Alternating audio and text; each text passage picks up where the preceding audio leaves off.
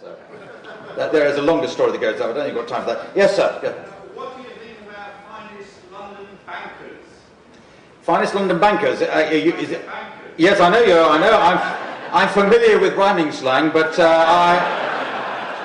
words fail me. I don't know. I don't know if any bankers here tonight, and I'm sure each individual person works well. But how? Not just London bankers, New York bankers, world bankers have contrived to destroy a complete industry simply on the basis of lending to a few mobile homeowners in America. I don't know. It's most mysterious to me. Some banks will survive. And it is a shame because it's kind of our industry, isn't it? You know, London is the world centre of banking. I know there are other centres as well, but it's kind of the thing that we thought, well, failing all else, you know, plastics may have a rough time, mining may disappear, shipping we haven't got, car manufacturers, but we've got the City of London. We've still got in banking and insurance, invisible import, and to have managed to lose that, I don't know. But I don't know. I'm trying to do a funny speech here, I'm not sure. I'm not sure there's much coming. We're okay for 6 months, I think, and after that, well, I think we're finished. I've got a financial plan of my own, which is basically, number one, never stop working. Number two, spend all your money, because you put money into some bank account, they lose it. So spend. Any women got any questions? Because it's all male. Oh, yes. Oh, yes, please. Which reality TV show would I go on? Well, I've been involved in 2 reality TV shows, which is I presented Maestro, where it was a sort of reality thing where people learned how to be conductors, and they were. It was real. It was real people. Well, yeah, they got serious, but I did do one. I competed against the advice of my agent. I competed in one about a year ago, which was a dog training program. It's called Underdog. And you went and got a dog from a dog's home, and you had to train. And my agent, who's a woman, she said, "Oh, it's come in this offer. You won't want to do that." I said, "What do you mean?" And I sort of bridled. I said, "No, I'd like to. I like dogs. I love dogs. And more importantly, dogs love me. I don't know what it is. People hate me. Dogs love me. That's just the thing. So I've already got a dog. I'll go and get another dog from the dog, and I'll enjoy doing it." And I did quite enjoy doing it. As a television experience, I'm not sure dog training is the most exciting. Of course I keep the dog. I kept the dog, I took him home, and irritatingly, when I walk with I've got 2 dogs, but when I'm walking them, Albert gets more recognition than I do. I work mostly on radio now, people have forgotten me on television, but Albert, it's Albert, and who are you? You're Clive James. I'm Clive Anderson. Oh yeah, that's right.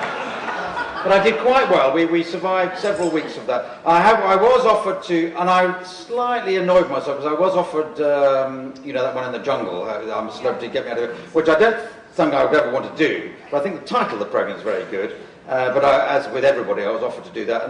But I wrote back and I realised, what a stupid thing to do. I said, I don't think I would do it. But I'll certainly wait until Ant and Dec have gone into the jungle, and then, because they get the soft option of that. Once they've done that, I might consider it. And I thought, that's what everybody says. That's a sort of non-witty response. But so I haven't done anything other than that. Yeah, there's another question. Yes, sir.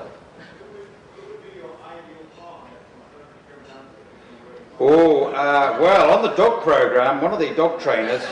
Oh no, I'm going to answer your question. Who's my? One of the dog trainers was Anton Dubek, one of the dancers there. Now he was rubbish on the dog program because the first thing he said was he didn't like dogs. So I thought, well, even I'd work it out. That's no way to get votes from dog owners. But he was a very good dancer. Now, can you see me in the arms of Anton Dubek? Do you know what? I can. You can. It's not a good image. No, I know. I'm trying to build up my sort of gay following side. I'm not so much gay. I'm a bit of a gay icon though, but for some reason this never works. I've tried, but well, no. Jane Asher was on the conducting program. I could force myself to dance with her. I think that'd be all right. Oh dear.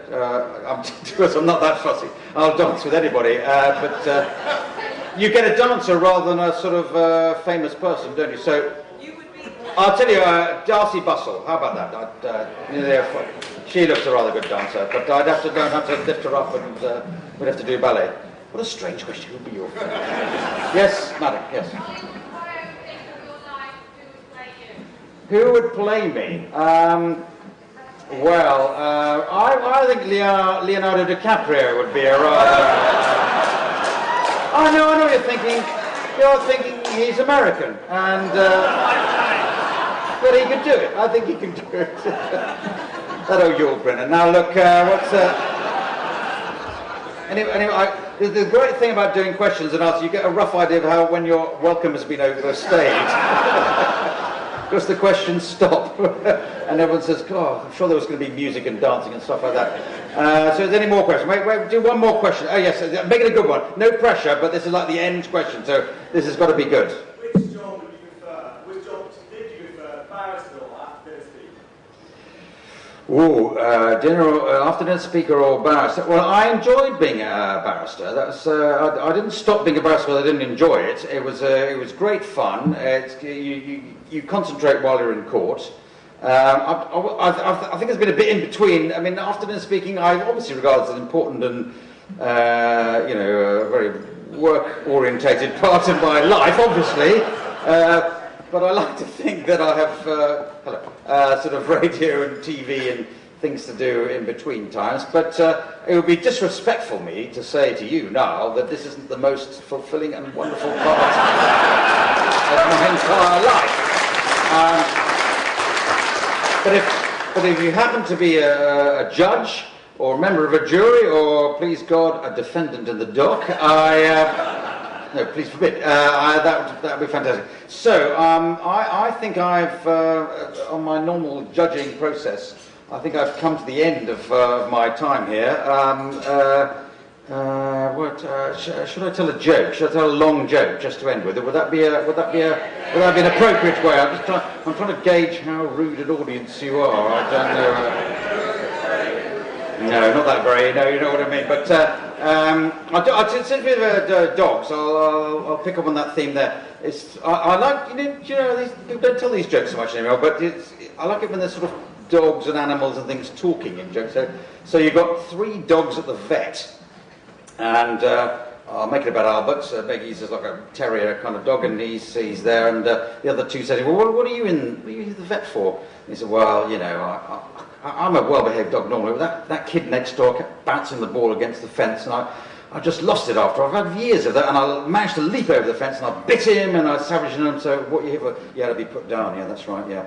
But there it is. I think he deserved it. And the next one is another dog. It's just like a sheepdog. And he said, "Well, what are you in for?" "Well, I know the postman does a sensible job, but it just used to annoy me every time he was poking stuff through the front door, and eventually I just managed to get there just as his hand came, and I got hold of his hand, I'm putting it in there. There was blood everywhere, and it was a bit of a disaster." I said, "What are you for?" "Yeah, to be put down, that's right, yeah." And there's another one, an Alsatian. I said, "What are you here for?" "Well, I'm not normally allowed upstairs at home. I just sort of wander around upstairs. But just this day, I just happened to wander upstairs, and the woman of the house, she was running a bath, and she had no clothes on. I just couldn't stop myself, and I just sort of got on top of her. I said, "What, are you here to be put down?" I said, "No, to have my toenails clipped." But that's a good one.